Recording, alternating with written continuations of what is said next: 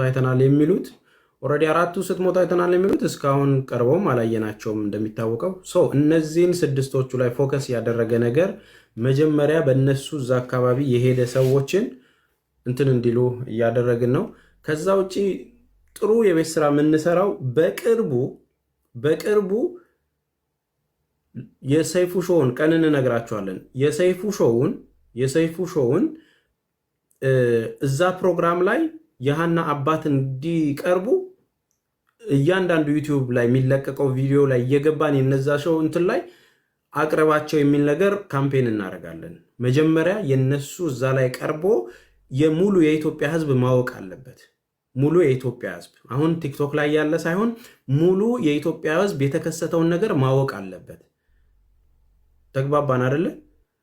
ስለዚህ ያንን ነገር ካወቁ በኋላ እኛ ኦልሬዲ ለሰይፉም ደውልለታለሁ እኔም በምችለው አቅም። ግን ቀኑን ስንነግራችሁ ከዛ ቀን ጀምሮ በሚለቀቁ ቪዲዮዎች ሁሉ አቅርቧቸው የሚል ነገር ነው የምናደርገው። እዛ ሰይፉ ላይ ከቀረቡ በኋላ አባትየው አንደኛ ዶክመንት እንይዛለን፣ እኛ ቪዲዮ ሪከርድ ይኖረናል፣ ዶክመንት እንይዛለን።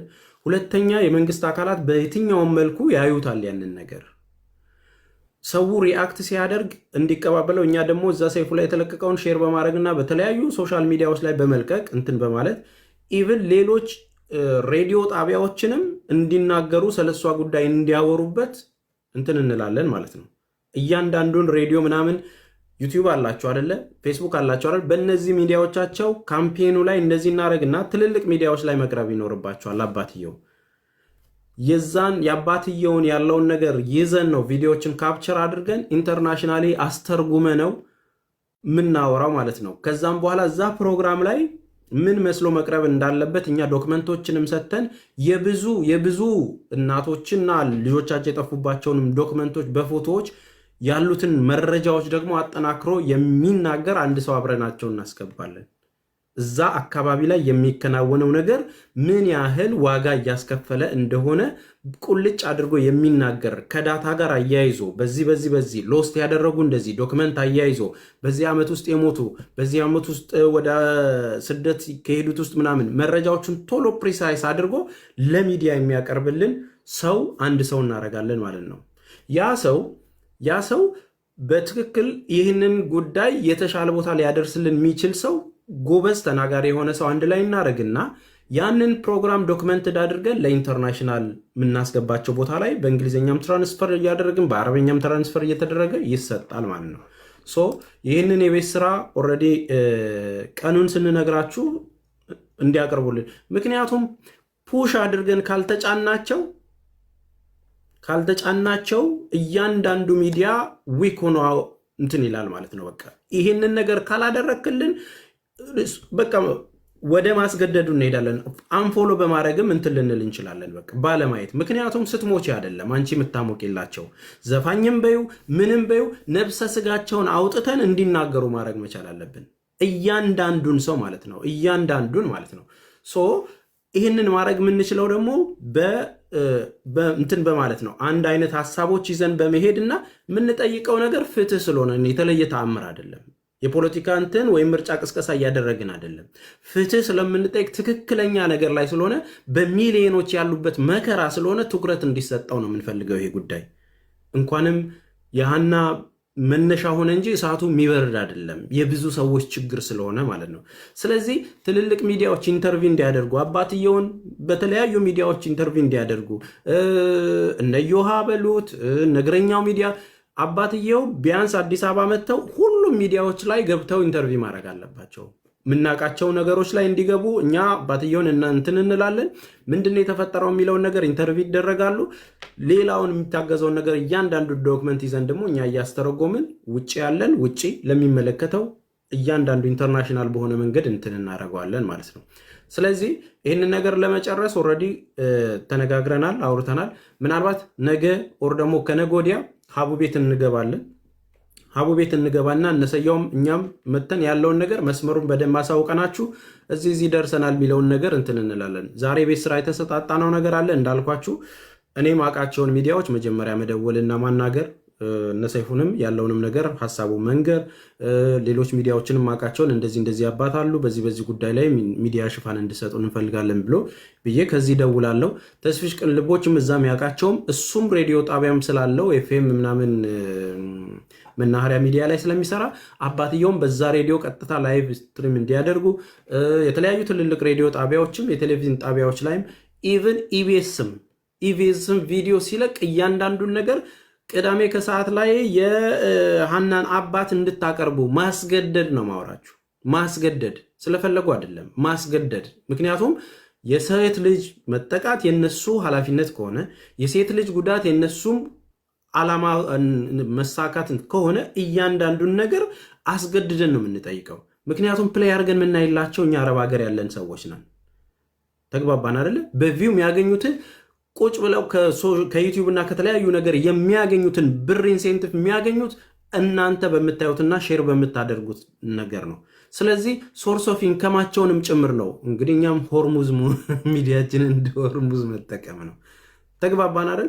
ይህ ሲሪየስ ጉዳይ ስለሆነ ነው፣ ቀላልም አይደለም። በቃ ወጥተው የቀሩ እህቶችን በማሰብ ብቻ ማዘን ይገባናል፣ መጮህ ይገባናል። የአንድ ጉዳይ አይደለም ይሄ። ይሁት መሰደዱ፣ መደፈሩ ጭራሽ ከዛ አልፎ ህይወት ማጣትን ደረጃ የሚያስደርስ ነገርን እንደ ቀላል የምናይበት ነገር ስላልሆነ ነው። ስለዚህ እያንዳንዱ ልክ ቀኑን እናሳውቃቸዋለን። ፕሮሰሱና ማስረጃውን እንያዝ። አባትየው እንዲዘጋጁ የሚያግዛቸው ሰው እንዲደረግ ጠበቃም እንዲደረግላቸው እያደረግን ነው። ብንችል በዚች በተወሰነች ቀን ውስጥ አባትየው የሚንቀሳቀሱበት አዲስ አበባ መጥተው እንትን የሚሉበትን ነገር የተወሰነ ነገር የገቢ ማሰባሰቢያ አንዱ ቤት እናደርግላቸዋለን በራሳቸው አካውንት። አትሊስት አንድ 500 ሺህ እና 1 ሚሊዮን ብር እንኳን አካውንታቸው ላይ ቢኖርላቸው ቀጥታ አዲስ አበባ መጥተው ክስም የሚመሰርቱበት የትራንስፖርት የሚያወጡት እዚህም እዛም ሲፈለጉ ኮፒም የታክሲም የራይድም ብዙ ወጪ ስላለው ያንን ነገር አብሯቸው የሚሰሩበትና ዶክመንት የሚያዘጋጁበትን ነገር መፍጠር ይቻላል። ተግባባን አይደል? ከዛን ጠበቃ ደግሞ እዛ እናደርግና ኢቭን ጠበቃው ምን ይላል ሲባል ሬዲዮ ላይ መቅረብ መቻል አለበት። ከዚህ በፊት ልምድ ያለውን ጠበቃ ነው የምንቀጥረው። ይህንን ጉዳይ ይዞ አፕዴት የሚያደርግ ኮንታክት የሚደረጉ ሰዎች ማን ናቸው? ኮንታክት የሚደረጉት ጉዳዩን የሚያውቁት ሰዎች ምንድን ነው እንትን የሚሉት? ምናልባትም እኛ በዚህ በድምፅም መግባት ወይም በቪዲዮ መግባት ካለብን ጉዳዩን በደንብ ለማስረዳት እዚህም ሆነን ያለውን ነገር እናወራለን። ተግባባን? የቪዲዮ ነገር ነው፣ ምንም የተለየ ነገር የለውም። በቴክኖሎጂ ነው። አንድ ሊንክ ተያይዞ ቪዲዮ መላክ እንችላለን። እዛ ነገር ላይ ተቆርጦ የሚገባ ማስተማሪያ ነገሮች፣ ይሄ ነገር ሲሪየስ መሆኑን የሶሻል ኢምፓክት የሚያደርጉ ሰዎች አርቲስቶችም ጭምር ማለት ነው። ተግባባን አይደል? ሶ አንድ ቦታም እየሄድኩ ነው። ከተሳካልኝ ኦኬ እንትን እላችኋለሁ።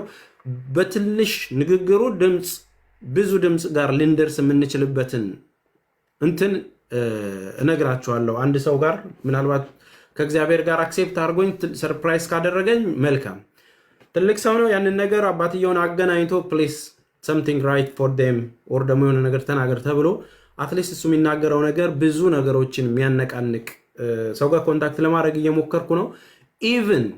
ኢቭን ሶሻል ሚዲያ ኢምፓክት የሚፈጥሩ ቲክቶከሮችም ሆኑ እያንዳንዱን ነገር ማለት ነው። በዛ ቻሌንጅ በምናደርገው ሳምንት ጌም የሚጫወቱ በሙሉ ቲክቶክ ላይ የሚጫወቱ በሙሉ ፍትህ ለሃና የሚል ጽሁፍ ከላይ አስቀምጠው ነው ጌማቸውን መጫወት ያለባቸው።